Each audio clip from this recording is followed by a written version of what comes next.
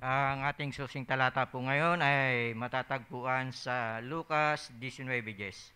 Ating pong buksan ang ating mga banal na kasulatan sa Lucas 19:10. At kung natagpuan na po, ganito ang sinasabi, sapagkat ang anak ng tao ay naparito upang hanapin at iligtas ang nawala. Ulitin ko po, sapagkat ang anak ng tao ay naparito upang hanapin at iligtas ang nawala. Tayo po'y lumuhod upang manalangin.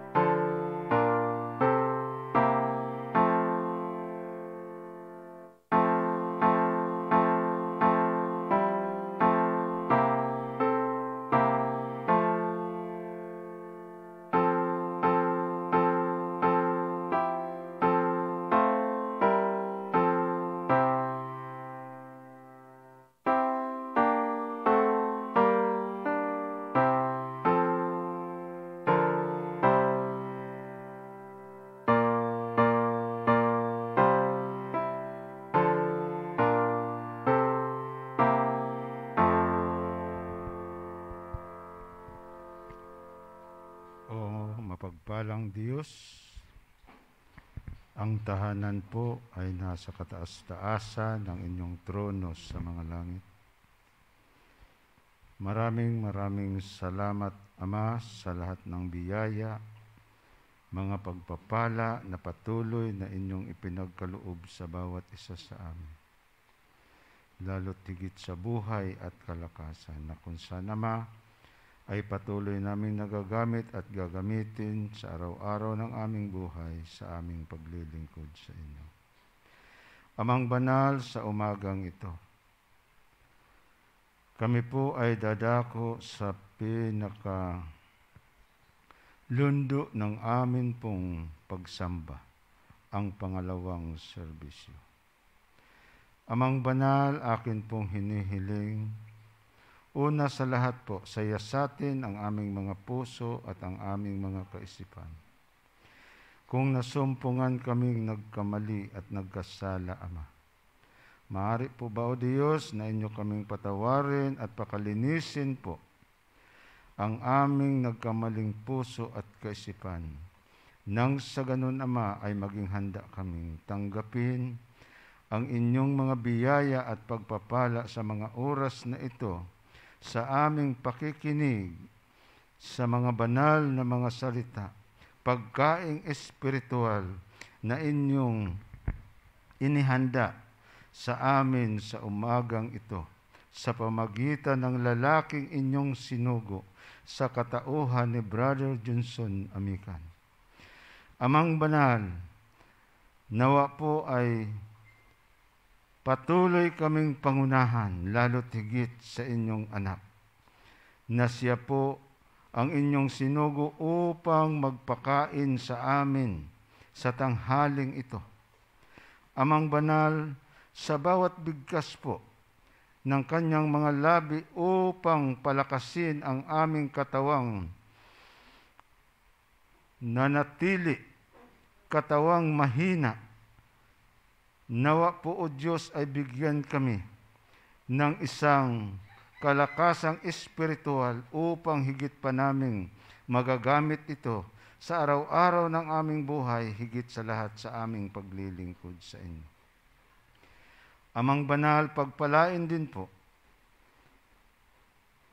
ang live streaming na ito na sa lahat pong nakapanood, sa lahat pong nakikinig, nawa po ay inyong hipuin ang kanilang puso at ang kanilang kaisipan. Nang sa ganun, Ama, sila din po ay makilala ka ng lubusan at tanggapin bilang aming Panginoon at tagapagligtas. Salamat, O Diyos, sa inyong pagdinig sa aming panalangin. Pagpalain po ang buong kongregasyon. Ito po ang aking hiling sa pangalan ni Jesus.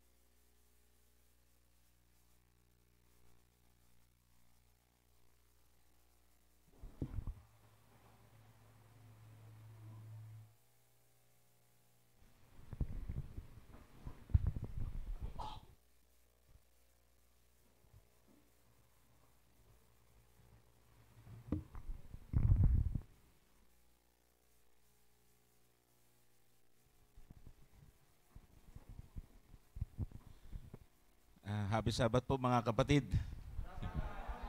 Ayan. Naka-live din tayo, naka-connect tayo sa Isabela? Wala. Okay. So, dapat po kasi ay po tayo, dalawang church. Ako po invited din sa Kawayan, Isabela, pagkalayo, di ba? Sabi ko ay isabay na lang at hindi siyata sila nakapag-adjust at na-late. So, panoorin lang nila ng replay. Tayo po ay nandito pero live tayo, live. Kung meron pong nakakonect dun sa wifi, ay maganda siguro, hindi muna, disconnect muna para hindi tayo maputol. Live tayo sa Facebook, sa page ng Pag-aralan natin at siguro sa inyong page ay ganun din, kung hindi ako nagkakamali. Sa ating mga viewers po ay narito po tayo sa San Francisco Church, San Jose del Monte. Tama? Bulacan. Francisco. Okay.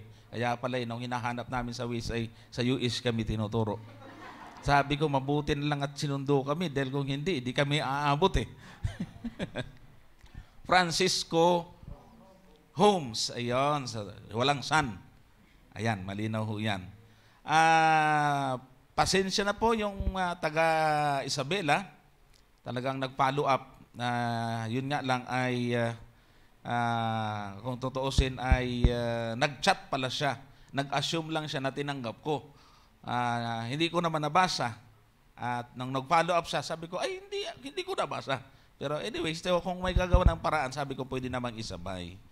So, ang ating pong programa ngayon, mga kapatid, ay ito po yung pinamagatang, ito po yung ika-8 anibersaryo. At alam niyo po ba kung bakit hindi niyo ako makita kanina? Pagdating ko rito, may team pala. Hindi naman nabanggit sa akin. Pumunta ako sa sasakyan, sinubukan kong gumawa ng topic, natatama. Kasi ang layo na na-prepare ko hindi talaga kinaya. Sabi ng kasama namin, nag-start na, tinatawag ka na, dahil kong suot. Napunit yung aking barong sa pagmamadali kong isuot. Yung makakakita ng punit niyan, ibig sabihin, hindi nakinig sa sermon. Ang inyong tiningnan yung damit ko. Hindi ko sasabihin kung saan yung punit. At least pag nakita ng ating taga-suwebay, alam nila. Sinubukan ko talaga mga kapatid. Dahil nga, ang ganda po ng inyong team. Super ganda po niyan mga kapatid. At ang sarap gawa ng topic po niyan. At sa sermon. Kaya, baka sa susunod na Sabado, yan na lang ang gagawin kong topic kung saan man ako speaker. Kasi ang ganda ho ng topic na yan. Anyways, wala namang topic na hindi natin pwedeng i-connect. No? Wala namang topic na hindi pwede natin i-connect kasi sa salita ng Diyos yan. So, ang good news ho dito, mga kapatid, itong church na to ay hindi pa tapos. Bakit? Good news. Kasi ayon sa nakausap ko kanina, may 2 ng anak. Tama? May 2 ng anak. Ito yung Towerville at saka yung isa ay Palmera. Ayan, hindi lang maganda na magkaanak ng bata pa yung literal na babae. Lalo pag walang tatay. Pero ito namang church, maagang nanganak, mukhang may tatay naman. Kasi ang tema ay, fight the good fight of faith. Fight the good fight of faith. Tama? Nakipagbaka ng mabuting pakikipag-baka ng pananampalataya. So may tatay. Ibig sabihin ay, ang maagang panganganak ng iglesyang ito ay, ibig sabihin ay, ito po ay, lumalago sa espiritual. Kasi meron pong baog na church, tumagal na't napakalaki, wala namang anak. So yan talaga ang ideal, mga kapatid. So, ngayon, ang ating pong topic na sabi ko, wala akong magawa, ito na lang talaga yung prepare ko. Yung ating pag-usapan ngayon ay pinamagatan ko pong The Seeking Sinner. Ayan. the seeking sinner. Sa mundo natin, mga kapatid, mga taga-subaybay, ay mayroong mga taong nalulula sa narating nilang tugatog ng tagumpay, yung kanilang career, business, mga sikat, mayayaman. Di ba? So, ganon. At ang malungkot ho doon, dahil sa kanila pong kabisihan, ay meron silang hindi nasumpungan sa kanilang buhay. Ano po? Samantalang, napakarami din namang naghihirap. Walang makain sa literal, mga kapatid. At meron akong nakita, nung kahapon yata, may nakikita akong video sa Facebook. Yung lalaki, kaharap yung napakaraming pulis, may mga baril. Ewan, napanood niyo yun, may kutsilyo siya. Talagang sinusugod niya yung lahat ng may baril. Hindi siya natatakot. Napanood niyo po yun? Malamang yung taong yun hindi mamatay at malamang gusto niya nang magpakamatay. Siguro sabi niya, at least hindi ako papatay sa sarili ko. Sige, barilin niyo ako. Ay talagang hindi siya takot, mga kapatid. Problemado. May problema. Mga kapatid. Ang ibig po natin sabihin, sa kalagayan natin sa mundong ito, may iba-iba po tayong pinagkakaabalahan, problema, at takbo ng ating isip. Itong ating paksa ay isang lalaki, isang taong makasalanan, mga kapatid, isang mayaman, subalit sa kabila ng kanyang kayamanan ay na-realize niya na meron siyang kulang. Kaya kung ating titingnan mga kapatid, yung ating memory text kanina, Lucas 19:10, ano po ang sabi? Sapagkat ang anak ng tao ay naparito upang hanapin at iligtas ang nawala. Sa puntong ito, parang sa lungat yata, seeking sinner. Si Kristo ba yun? Hindi po siya ang makasalanan sinasabi ho dito. Hindi ko maabot yan. Dito ka. Nahiya ka pa eh. Hindi ko maabot. Yan, thank you. Ayan, salamat. Ang talatang ito ay konteksto nitong ating pong pag-uusapan. At dito po tayo ngayon tututok, mga kapatid. Pag-aaralan ho natin yung istorya ng isang tao na masasabi ko pong talagang hindi makakalimutang karanasan, napakaganda, at doon po natin kukunin ang mahalagang mensahe sa atin ngayon. Sa paglilibot ho ng ating Panginoon sa kanyang pangangaral sa mundong ito, bago siya makyat sa langit, ay napakarami pong mga lugar na kanyang napuntahan. At nung siya po ay pupuntang Jerusalem, ay mayroong sadyang madadaanan ng isang bansa. At doon po nangyari ang tagpong ito na atin pong tututukan ngayon. Simulan ho natin sa talatang 1 at 2 ng Kapitulo 19. Ang sabi po siya dyan, at siya'y pumasok at nagdaan sa Jericho. At narito isang lalaki na tinatawag sa pangalang Zakeo. At siya'y isang puno ng mga maniningil ng buwis. At siya'y mayaman. So sa madaling pagsalita, mga kapatid, ayon dito sa talatang ito ay ating pong pag-aaralan ang buhay ng taong ito. Kilalanin natin siya, saan siya nakatira, at anong merong lesson na makukuha tayo sa buhay ng taong ito. Si Zakeo, ayon po sa talata, ay isang tax collector, at siya po ay nakatira sa lugar ng Jericho. Ngayon, bago natin puntahan ang kanyang buhay, ay ano ho bang klaseng lugar ang Jericho, mga kapatid, mga taga-subaybay? Ang lugar na ito sa Lumang Tipan ay kilalang-kilala natin. Ito po yung binagsak ng Israelita, hindi sa pamagitan ng bomba o ng mga sandata, kundi bumagsak o gumuha ang pader ng Jericho sa magitan po na tunog ng trompeta at yung araw-araw na kanilang iniikutan na may ihip ng trompeta, dala ang Ark of the Covenant o kaban ng tipan. At nung ikapitong araw ay nasako po nila ang lugar na ito.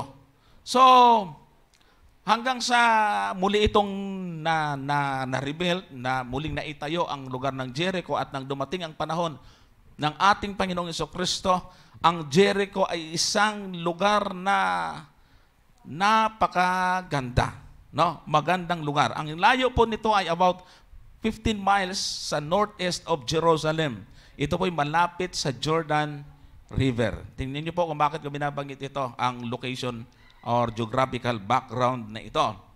Ano ang kalagayan ng Jericho ito, ng lugar na ito sa panahon ng Panginoon? Sabi po ng ilang mga commentary, since Jericho catered to the rich and powerful during the time of Jesus, homeless outcasts often lined the roads in and out of town because it was a good place to encounter the well-to-do traders and political elites. So, ibig sabihin, ang Jericho ay sentro ng mga businesses noon, mga mayayaman.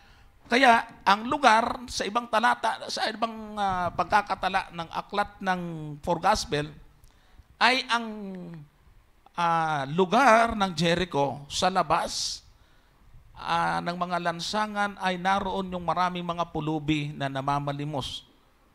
Para pag may papasok pong mga negosyante at mga politiko, ay makakahingi sila ng limos. Diyan din po yan nangyari si Bartimeus na bulag. Doon namin nakikilimos. Ibig sabihin, kumbaga sa ating lugar, sa atin ngayon, ang pinakakilalang lugar na sentro ng business ay Makati. Tama? Makati, Pasay, ganyan. Ortigas ay umaganda na rin.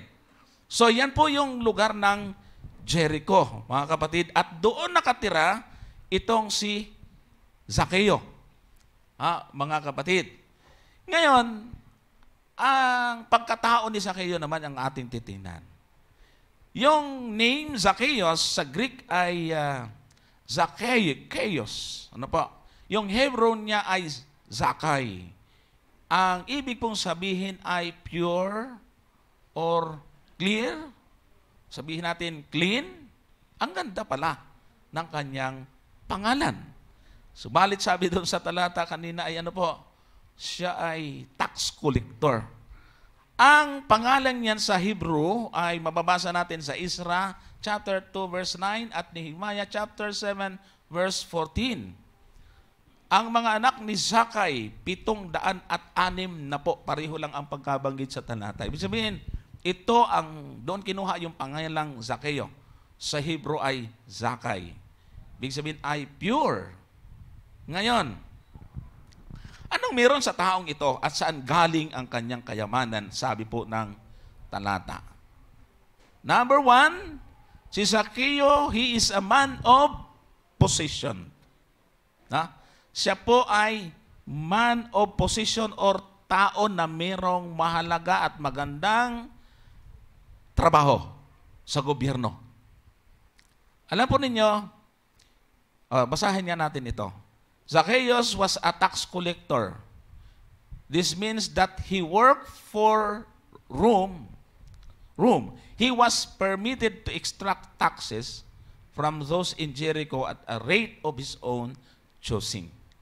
So si Zaccheo, being a tax collector, nasa kanya kung magkano ang kanyang sisingilin sa mga taxpayer. Ayan na. Nawala.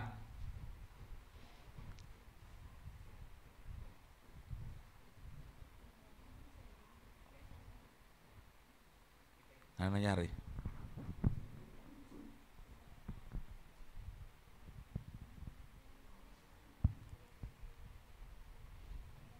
Doon na lang. Ay, tiga ha. Sige. Okay. Ayan. Okay na yan.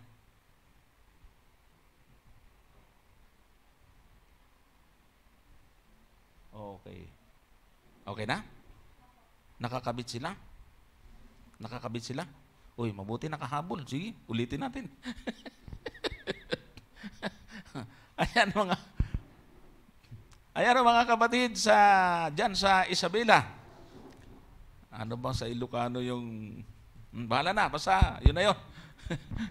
Wala akong alam sa Ilocano kung ano yung gandang umaga. So ang ating po pinag-aaralan sa ating mga taga-subaybay, alam nyo, naiintindihan ko po yung kalagayan at damdamin ng mga tao na hindi namin napapagbigyan sa kanilang lugar. Ang layo-layo po nila, talagang binipilit nila kahit sa Zoom at kahit kahit virtual ay at least maging speaker. Naiintindihan ko ang kanilang kalagayan.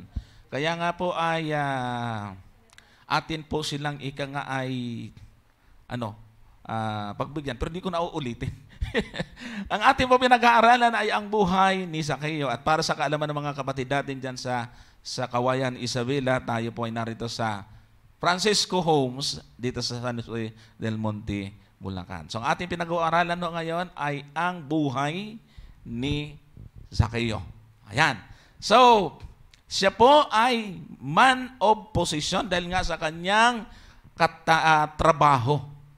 So, ibig pong sabihin, para maging tax collector ka, ay talagang wala kang pupuntahan kundi yumaman. Tama? Mga kapatid? At sabi pa nga rito ng commentary, for instance, if Rome charged a 5% tax rate, Zacchaeus might charge 10% or more. This means that he was a man of considerable wealth. Ewan ko ngayon kung ganun pa rin yung kalakaran. Sa kanila, ganun eh. No? Pagka-tax collector ay marami nga dyan, sabi nila, under the table, kumbaga. Kaya kailangan matibay ang sikmura. So, kaya si Zaccheo ay ganon na lamang kayaman. Yumaman siya ng bunggang-bungga. Di ba? Ano pa? Bukod sa siya pa ay man of position, he is a man of power. Bakit? By virtue of his position and of his contract with Rome, Zacchaeus was a man of power in Jericho.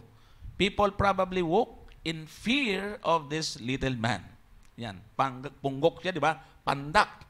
Pero sa kabila ng kanyang kalagayan at height, siya po ay kinatatakutan ng mga tao. Bakit naman matatakot? Abay, umayos ka. Pagka ikaw taxpayer, yari ka. Pagka kinalaban mo yan, malaki yung sisingilin. So, kinatatakutan siya, mga kapatid. Kaya, he is a man of power. Sinasabi nga na sa ating kasabihan, small but terrible. Ayun. Ano yung nakita pa sa kanya, mga kapatid? Even though this man was wealthy and successful by the world standard, he knew something was missing. Iyon, mga kapatid. Ito ho, sa kabila ng kanyang kalagayan, meron siyang hinahanap at kulang sa kanyang buhay. Something was missing. Anong dapat niyang gawin sa kanyang pangangailangan? At ano yon, mga kapatid? Baka ho meron sa ating mga makakapanood na mga elite, mga mayayaman din, na meron ding nararamdamang kulang. Pakinggan natin ito. Naroon po yung tinatawag nating desire. Doon sa nararamdaman niyang kulang sa kanyang buhay. Ano yung desire niya? Sabi ng verse 3, ay pinagpipilitan niyang makita si Jesus kung sino kaya siya. At hindi mangyari dahil sa maraming tao sapagkat siya pandak. Palitan kaya natin. Mababa. Para hindi masakit. No? Pandak. Masyado nang nagsali nito. Kulang sa height. Ganun na lang, mga kapatid. At sabi rito ay meron siyang gustong makita. At walang iba kundi ang ating Panginoon. Alam nyo, mga kapatid, mga taga-subaybay, sa buhay natin, kung meron mang pinakamagandang layunin at gusto natin, ay ang makita ang Panginoon. sa mga taong parang meron pang kulang, isa lang ang ibig sabihin. Baka hindi pa natin nakikilala ang ating Panginoon. Sa kabila ng kalagayan ng taong ito, na siya ay mayaman, pero merong kulang. Ang dami kayang mayayaman. Kaya naniniwala ho ako, something went wrong. Ano nangyari? Kaya ho naniniwala ho ako, mga kapatid, na hindi sa pera. Hindi sa pera nadadaan o sa kayamanan nadadaan yung peace of mind. Di ba ang daming mga mayayaman nagpapakamatay? Hindi naman sila masaya. Itong taong ito, ganon din. Napakasarap kaya ng pakiramdam, mga kapatid, yung may malaman ka at makilala kang tao, naghahanap sa Panginoon. Meron pong isang bata na nanay ng bata na tinawagan ko. Galing po sila ng Iloilo. Yung nanay niya ay pupunta ng ibang bansa. Yung anak niya na dalagita ay pinatira dyan sa mga lulo at lula. Hindi ko matandaan yung eksaktong lugar. Sabi ng kanyang kamag-anak, pakitawagan hanggat nandito pa yung nanay. Nakausap po yung nanay, sabi niya, yung anak ko kasi gustong-gustong mag-Adventist. At siya na may gusto din. Gusto kong puntahan. Kaya pupuntahan, ipapalo up para maisabay na po doon sa mga tao, mga viewer po natin na gustong-gusto nang magpabautismo. Ang dami na kaya ngayon gustong magpabautismo.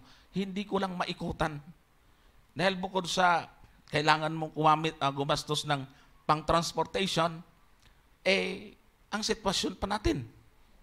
Pero ang sarap sa pakiramdam, yung makakatanggap ka ng message na sasabihin, kailan ba ang schedule ng baptism?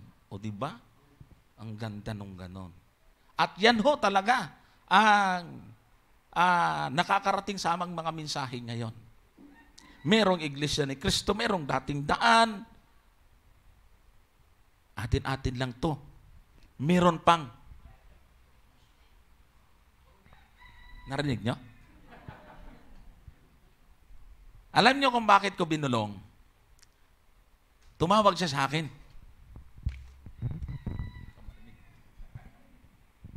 Nagtanong siya. Inilagay ko sa program. Binantaan siya. Sabi niya, Brother Jason, baka pwede tanggalin muna yung tanong ko. Tinawagan na siya ng mga kumanter. At nagulat ako. At dami daw niya palang Biblia. Pinamimigay niya sa kapwa. Sige niya. Habang nag-uusap kami, siguro mga 30 minutes by pa, nanginginabot ako. Kumbinsido na sasabi, sana ang mga kasamahan kong katulad din ko rin ay tanggapin si Jesus. Napakasarap sa pakiramdam. Nangingilabot ako hanggang sa matapos ang pag-uusap namin, ay sabi ko, makapangyarihan ng Panginoon. Pag-pray natin sila, mga kapatid. So titignan natin dito, itong taong ito, ay naroon ang kanilang ng kanyang desire. Alam nyo, ang dami kong mga tatanggap din na message, salamat sa COVID, kasi kung hindi sa COVID, hindi ako makakapanood. Kaya COVID pa more. Yan naman pala Sabi ng iba, hindi ko sana naintindihan na ganito pala talaga katibay ang doktrina ng Seventh-day Adventist. Kasi nung nag-lockdown sila, wala nang ginawa, maghanap ng programa, ayun, napanood yung ating program, at doon sila po naintindihan na talaga palang ang ating pananampalataya ay hindi tayo nagkamali sa ating inaniban. Amen po ba, mga kapatid? Kahit nakamas, maingay, ang malakas. Yan talaga. Amen, mga kapatid, mga taga-subaybay. So, ang kagustuhan ni Zaccheo, mga kapatid, ay makita ang ating Panginoon. Pero problema, hindi mangyari. Unang problema niya, dahil sa po, maraming tao. Maniniwala ho ba kayo mga kapatid na minsan ang nagiging hadlang sa ating paglapit sa Panginoon ay kapwa rin natin tao? Di ba? Tandang-tanda ko pa nung ako'y nasa Palawan, meron hong kabataan doon, dalawa, ako'y kabataan din, mga 17 years old ako. Sa mga taga-Palawan na makakapanood dito, ang dalawang kabataang ito ay taga-Banbanan. Taga-Banbanan. Di ko alam kung ano nakasakop ng Banbanan. Nalimutan ko na, Taytay o El Nido. Nung sila ay gustong mag-Seventh Adventist ay binantaan ng magulang. Subukan niyong magpabautismo. Papatayin ko yung magbabautismo sa inyo. Hindi ko nga alam kung bakit hindi sila natakot. Siguro dahil hindi naman sila yung papatayin eh. Yung magbabautismo. Pero ang isa pang banta ay lumayas na kayo sa pamamahay nito pagka kayo naging Seventh Adventist. Di ba? Yung kapwa-tao minsan ang nagiging dahilan kaya hindi natin talaga lubusang nakikilala ang Panginoon dahil nagiging hadlang siya sa atin. Pero hindi ko makalimutan yung, ang kanyang pangalan ay si Ami. Magaling kumanta, kaya hindi ko makalimutan kahit natagal na, ay sapagkat ako'y gitarista sa mga fellowship doon, association ko tawagin sa Bisaya. May mga Bisaya rito? Taas nga kamay ng Bisaya. Bantugra. Daan pa ko. Daan pa lagi ko. So, yan ho ay isang napaka pangunahin pong hinaharap yan. Diba sabi ng Panginoon, ang nagiging kalaban ng tao sa kanyang sariling kasambahay, kung hindi kasambahay, kapitbahay, katrabaho, kung sino-sino pa. Yang pong mga taong yan ay mga pwedeng maging hadlang para tayo ay makalapit sa ating Panginoon. Ha? Meron mga tumatawag sa akin na binabantaan talaga sila. Nilalait ng mga kaibigan. Yan o ang dahilan. Itong mga crowd na ito. Ngayon ang tanong, siguro itatanong natin, bakit gustong-gustong makita ni Zaccheo ang ating Panginoon? Ano yun? Mag-uusyoso kaya lang siya? Ha? Isa sa nakita ko po ditong posibilidad. Kung bakit yung kanyang desire na makita ang Panginoon ay naroon.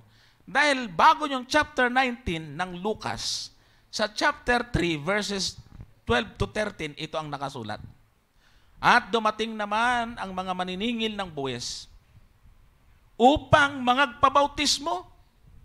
At sinabi nila sa kanya, Guro, anong dapat naming gawin? At sinabi niya sa kanila, huwag na kayong sumingil pa ng higit kaysa utos sa inyo. So ibig sabihin, si Zaccheo bilang tax collector, hindi niya nabalitaan na mayroong mga tax collector pumunta kay Juan at nagpabautismo din. Siyempre siya, bilang Hudyo po si Zaccheo. Kahit na siya ay kulang sa height. Hindi niya nabalitaan ito. So, curious siya. Bukod pa roon, ay talaga namang nakikita at narinig niya ang magandang balita tungkol sa ating Panginoong Hesus. Kaso nga lang ho, mga kapatid, may problema siya.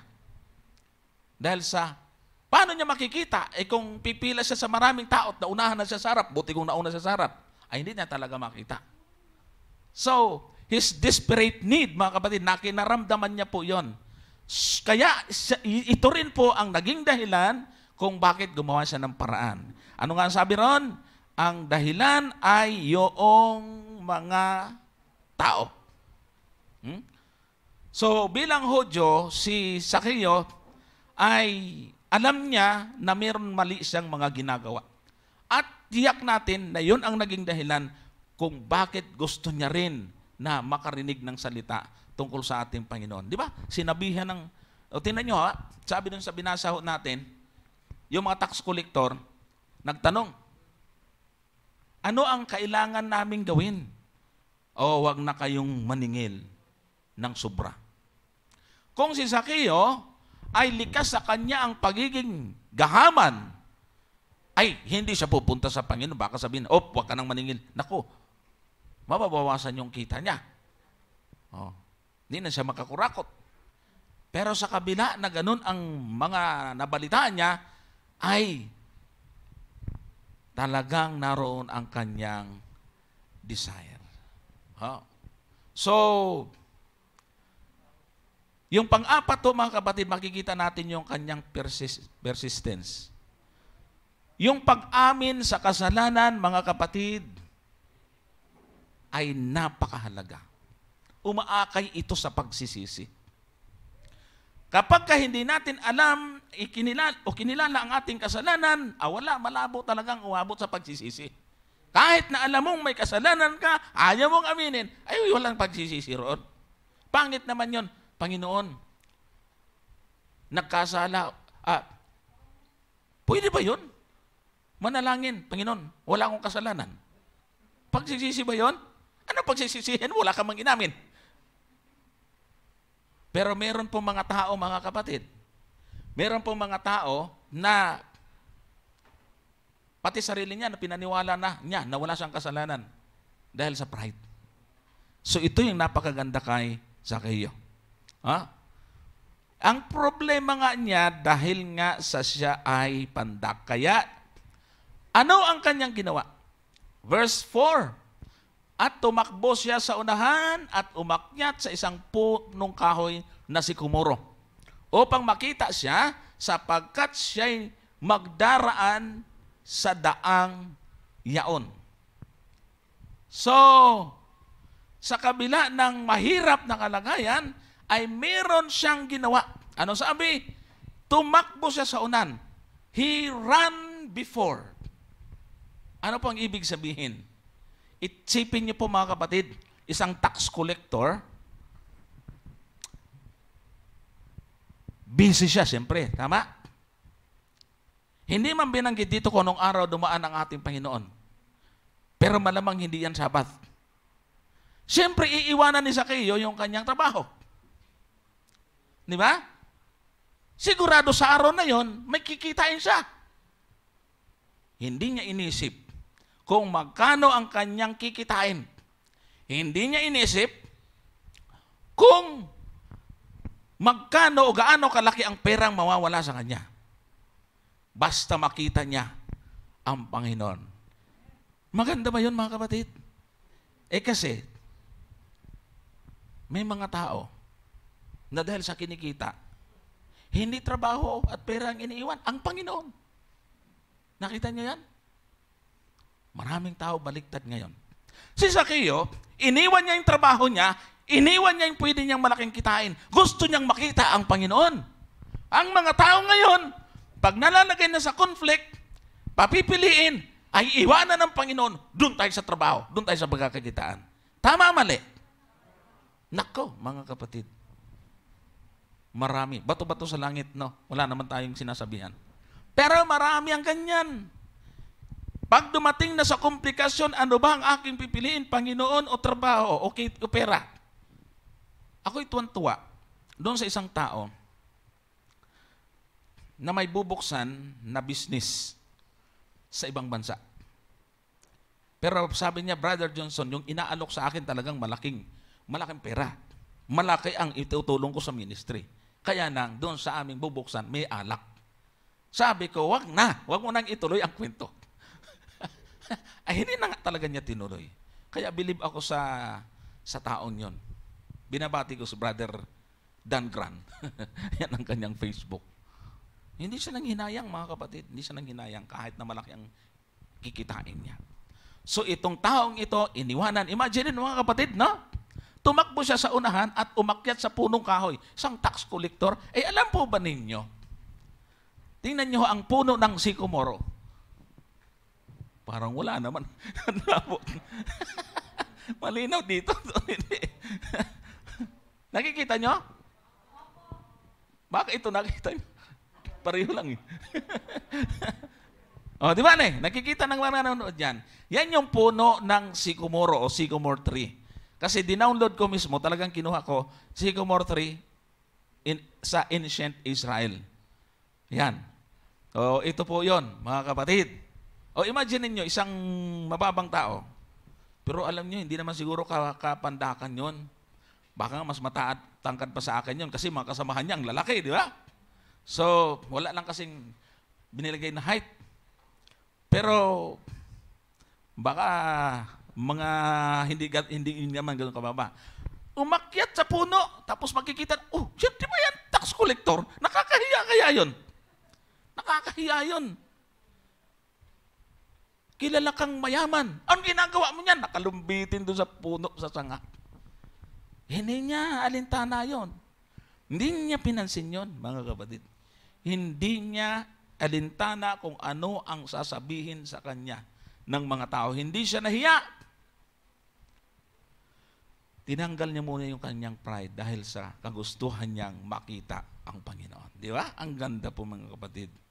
So, ilang mayayaman, ilang mga sikat na tao ang hayagang tinanggap ang Panginoon. To the point na kahit anong sabihin ng kanyang mga kaibigan. Di ba? Nakakabilib yung mga ganyan. Pero meron din namang mga, hindi nga kilala. Naku, baka anong sabihin ng aking nililigawan? Naku, baka sabihin ng aking barkada?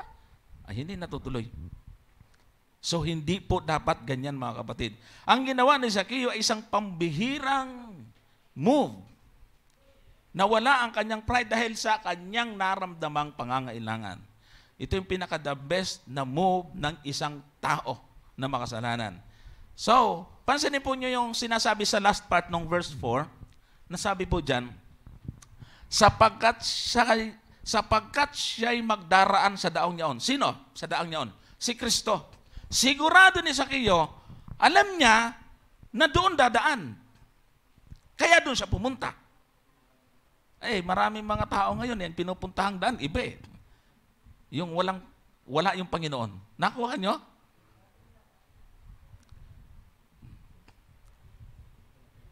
Isipin po ninyo, may mga tao ngayon, kahit nagbabasa ng Biblia, kilala ang Panginoon. Pero pumupunta pa rin at ginagawa pa rin yung mga gawain na wala ang Panginoon doon.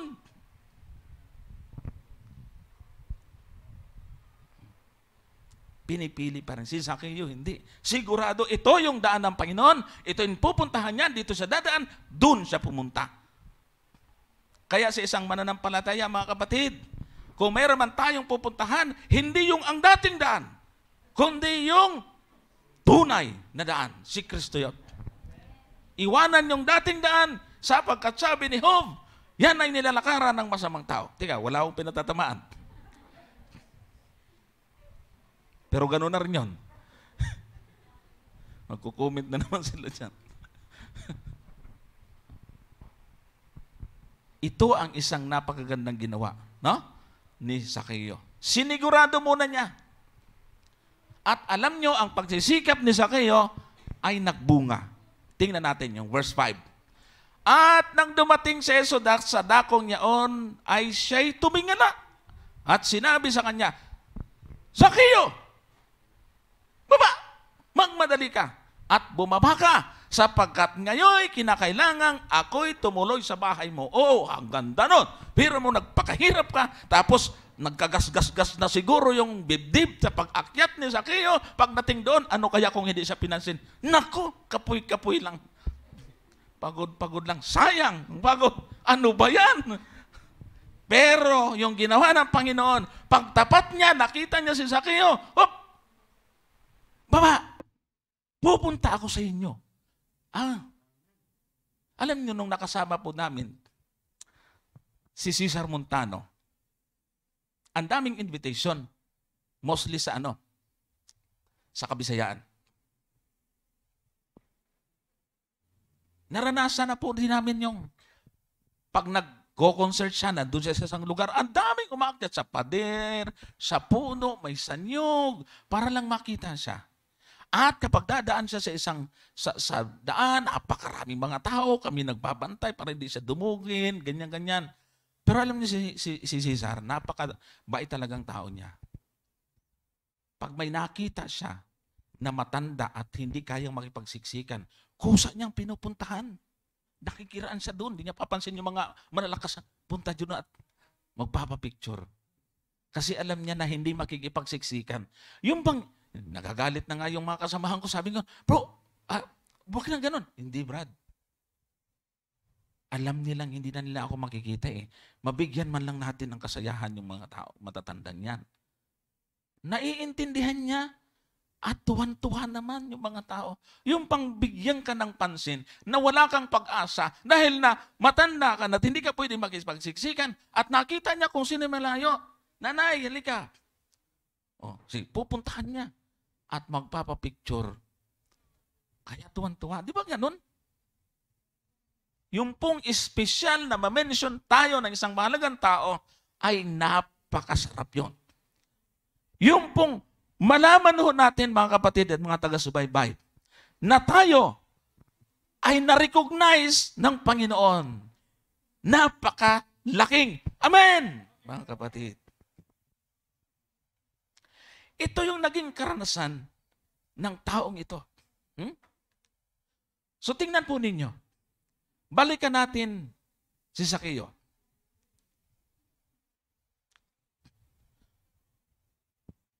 Ang sabi po dyan, kailangang ako'y tumuloy sa bahay mo. Di ba ang swerte? Ngayon, ito na. Sabi ng verse 6, at siya'y nagmadali at bumaba at tinanggap siyang may tuwa. O imagine niyo, paano kayo bumaba si Zakeo doon sa kahoy na yun? Padaustos na siguro dyan. Punas-punas na lang. Kasi nga, pinansin siya at na-recognize siya ng Panginoon. Ang ganda. Ito ngayon, verse 7. At nang makita nila ito, ano ba yun? Kaya nga sabi ng isang speaker, pagka yung katabi at may nakita kayo nagbubulungan at tinatakpan ang bibig ng pamaypay, nakaw! Ano kayang sinasabi nun?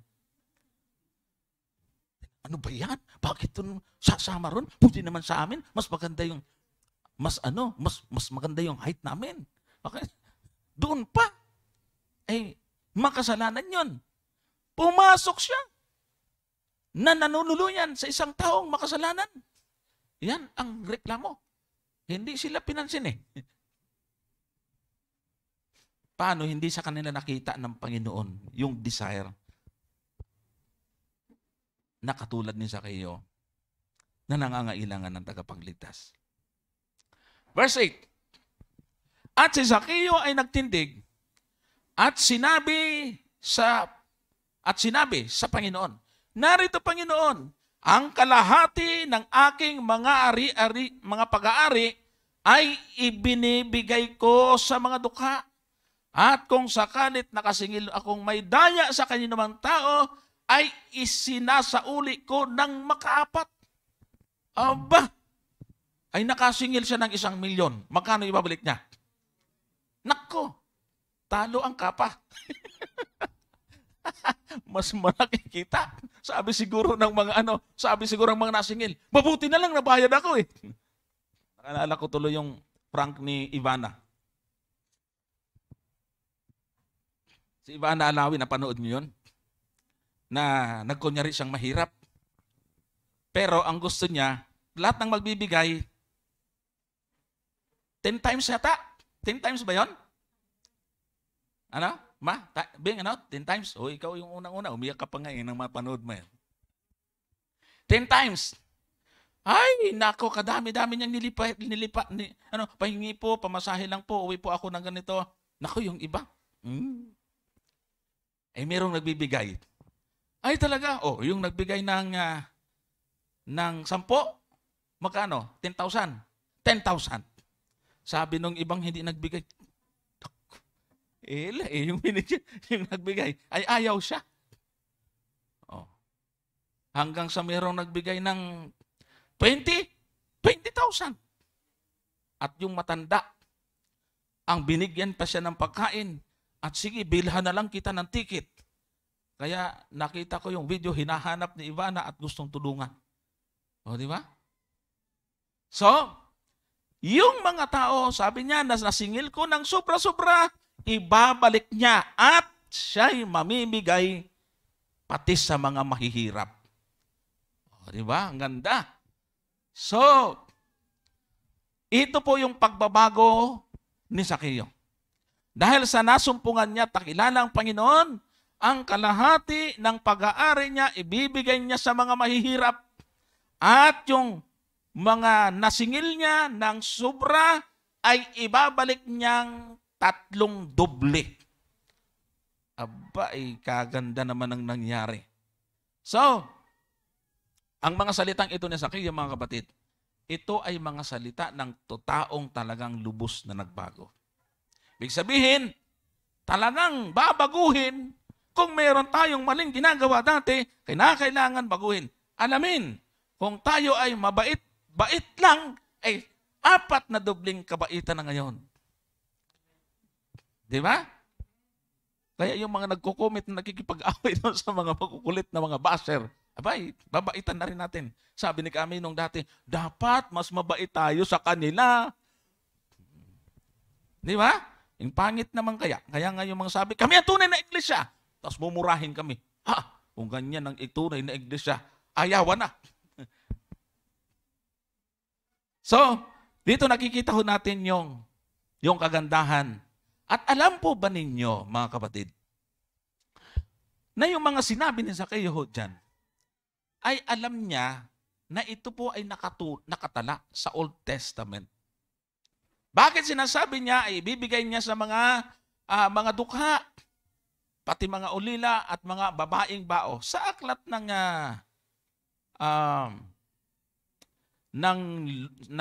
sa talatang 9, sabi rito, si Sakeo kasi ay, sinabi niya, sapagkat siya'y anak din naman ni Abraham. Ibig sabihin, may knowledge siya sa kasulatan. Ano? Bakit? Sa Leviticus kasi, 25:17, ay ganito ang ating mababasa.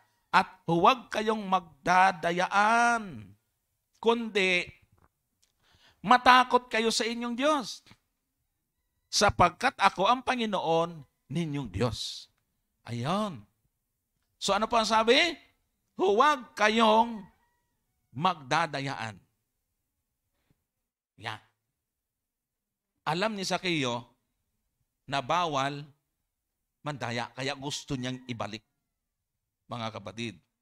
Yung sinasabi niya na ipamimigay niya sa mga dukha, mababasa natin sa, dito rin, chapter 18, verse 10, at huwag ninyong sisimutin ang inyong ubasan, ni huwag ninyong pupulutin ang bungang nahulog sa inyong ubasan. Sa dukha at sa taga-ibang bayan, pababayaan ninyo, ako ang Panginoon ninyong Diyos. So, sa kultura ho nila, pag mag-harvest po sila, hindi nila sisimutin. Naihagdaw nun ba sa Bisaya? Para makapanghagdaw, no?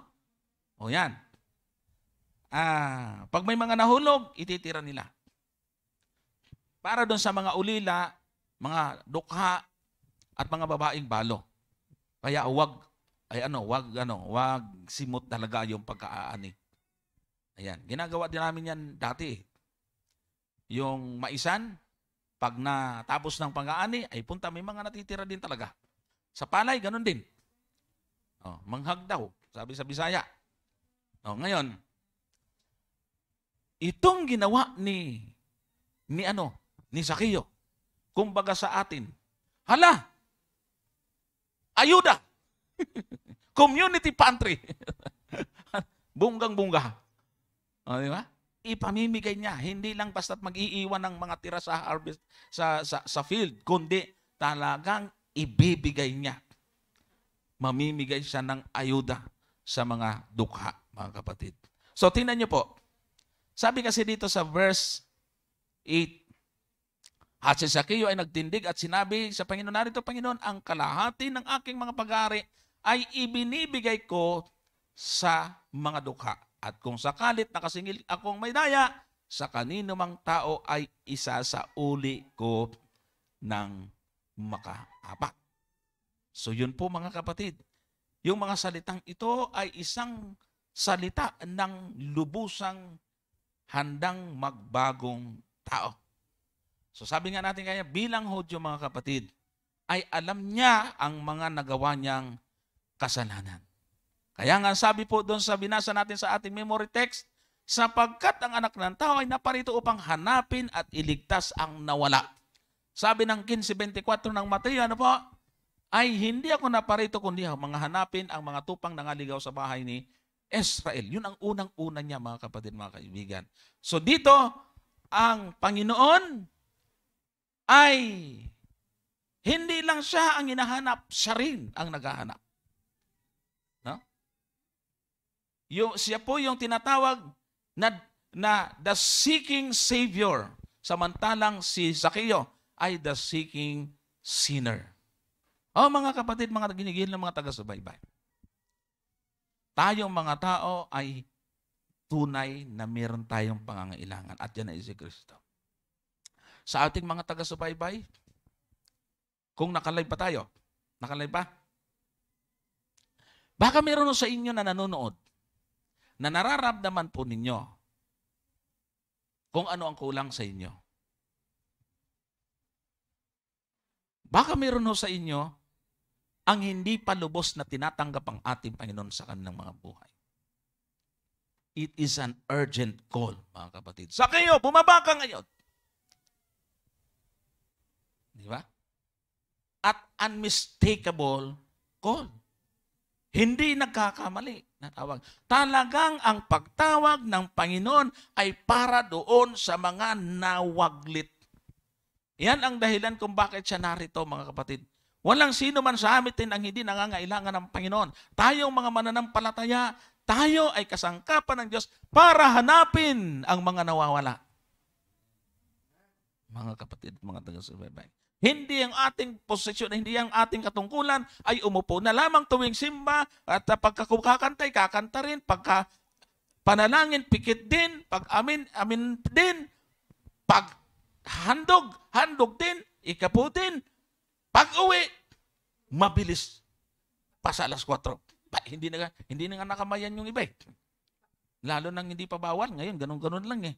Ganun-ganun, hindi pa magawa. O, di ba? So, huwag nating isipin. Tayo'y mga kasangkapan ng Diyos. Napakarami po ang mga kaluluwang hindi pa nakakakilala sa Panginoon. Ang panawagan ito ng Panginoon sa kay Zaccheo ay isa pong panawagan sa lahat ng tao. Sa lahat ng mga nanonood, kung kayo pa'y hindi pa nakakatanggap sa Panginoon, ito po ay urgent call sa atin. Ang Panginoon actually ay naparito para sa isang napakahalagang misyon. Maliban na hindi natin kilalanin na tayo nagkasala, mga kapatid, mga taga-subaybay, maliban hindi natin aminin na tayo may kulang sa ating buhay, hindi natin makikita ang Panginoon. At para makita natin siya, kailangan kung saan siya daraan, kung saan ang kanyang pupuntahan, doon tayo. Eh maraming po mga tao, dito ang daan ng Panginoon, dito naman sila. Eh anong mangyayari? Wala.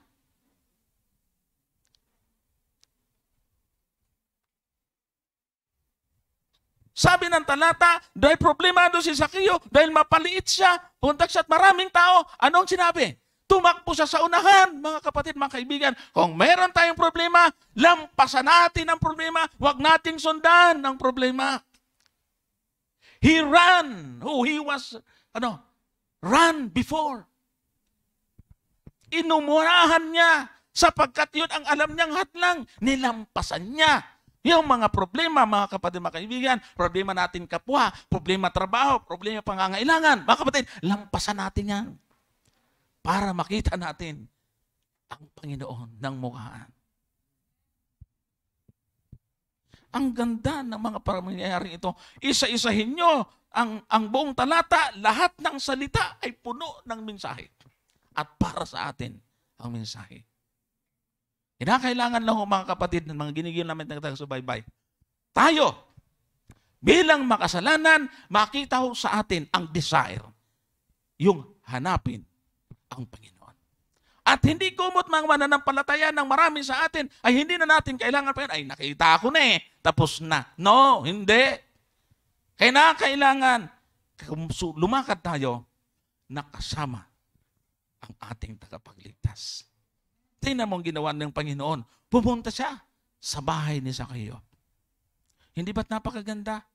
na meron tayong Kristo, hindi lang sa buhay natin, merong Kristo sa loob ng ating tahanan. Mga kapatid, mga taga-subaybay. When Jesus in the family, happy, happy home. Di ba? Tapos kakanta tayo, walking with Jesus. Paano walking with Jesus? Iba yung daan ng Panginoon, iba naman yung gusto. Sinong Jesus yun? Sabi ng Panginoon, ako ang daan at katotohanan at ang buhay. Ay dito tayo sa dating daan. Dating daan, dati nating buhay yun eh. Iiwanan natin yan. Manatili ka sa dating daan mo, wala. Baka sasabihin na naman ng papatama ako, bakit? Ba kasi yun ang napiling programa? Yun naman talaga yung dating daan natin eh. Kailangan magbago tayo eh. So, harinawa na ang karanasang ito ni Sakeo ay maging inspirasyon ng bawat isa sa atin. Yamang tayo mga mananampalataya na mga kapatid, we should fight the good fight of faith. Tulad ni Apostol Pablo, tinapos niya ang kanyang pakikipagbaka ng pananampalataya. Ang ating pakikipagbaka ngayon ay hindi sa laman at dugo, kundi sa mga espiritong ng sanglibutang ito. Labanan. Pagka ang katotohanan ay hindi nakadikit sa ating mga puso, pagka ang katotohanan ay mababaw sa atin, ang labanan ngayon ay hindi sa laman at dugo. Prinsipyo at aral, doktrina. Kaya kailangan ay malalim ang alam natin sa Biblia. Marami ng mga taong yung takot na takot. Hala, nagsimula ng 666, yung vaccine, 666 na daw yan. Paano hindi naman doktrina yan? Ang 666 may kinalaman sa doktrina. Gamot yan eh. Ayaw mong pabakuna? Di wag. Wag mo lang sabihin 666 yan. Mali yan eh. Kaya yung nagsasabing 666 yan, naligaw na. Naligaw na. Pwede naman tayong hindi magpabakuna, wag lang sabihin 666 yan. Alam naman natin sino yung may tatak niyan. Alam naman natin kung sino yung hayop. Alam natin kung anong tanda niyan. Pagka ginawa natin at nakaw, naligaw na. Kaya yung aming ginagawa sa aming pong evangelism, mga kapatid, ay para manurture tayo. Dahil sa huling labanang ito, ang truth ang magiging sandigan natin. Hindi puro salvation. Truth and salvation. Yung doctrine at kaligtasan, mga kapatid. Yan ang magpapatibay at magiging daan para tayo ay makipaglaban ng mabuting pakikipagbaka ng pananampalataya. Pagpalain tayo ng Panginoon sa mensaheng ito. Happy Sabbath po at happy 8th anniversary sa Francisco Homes. Mga taga-Isabela, pasensya na po, mahina talaga yung signal po dito, mga kapatid.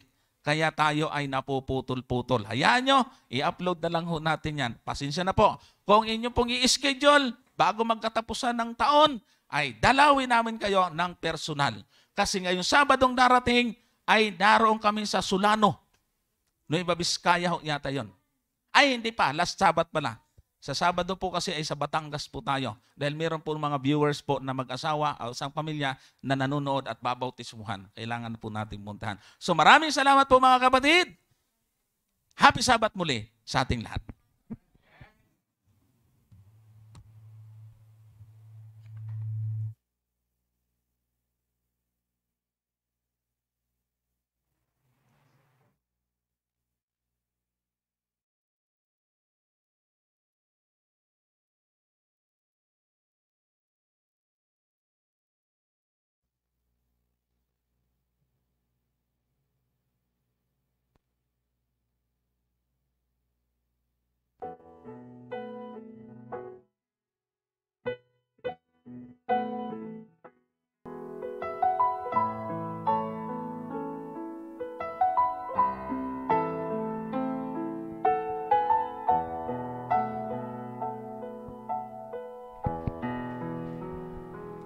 Some say life is just a series of decisions we make choices we live and learn. Now I'm standing at a crossroad, and I must choose which way to turn.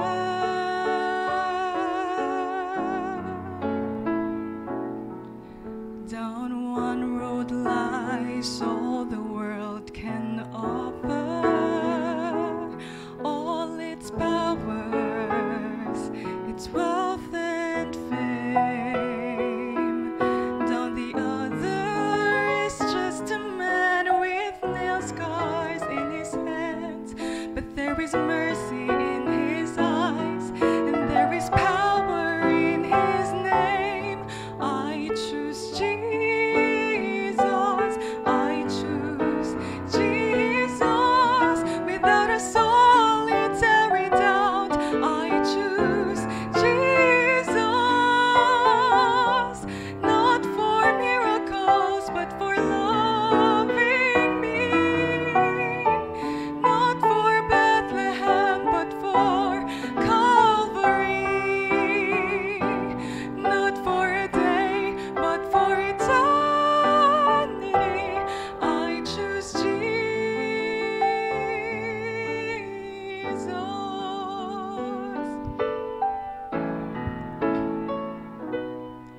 All my life I sailed the sea of reason.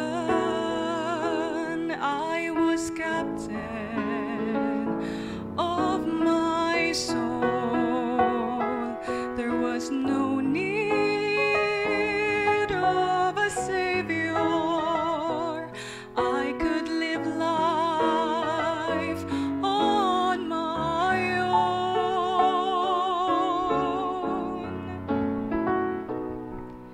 Then I heard him speak the language of compassion,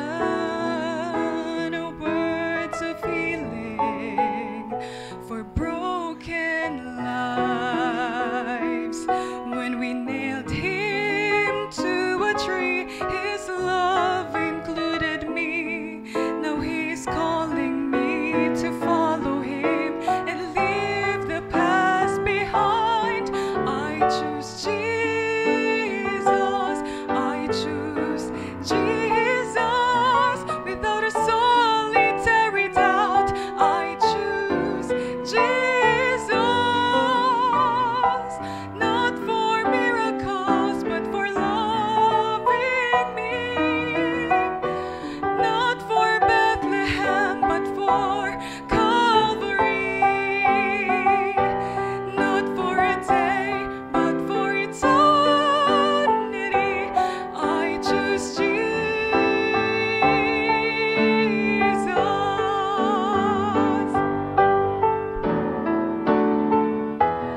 I choose Jesus, I choose Jesus, without a solitary doubt. I choose Jesus, not for miracles, but for loving me, not for Bethlehem, but for Calvary, not for a day, but for eternity. I choose Jesus.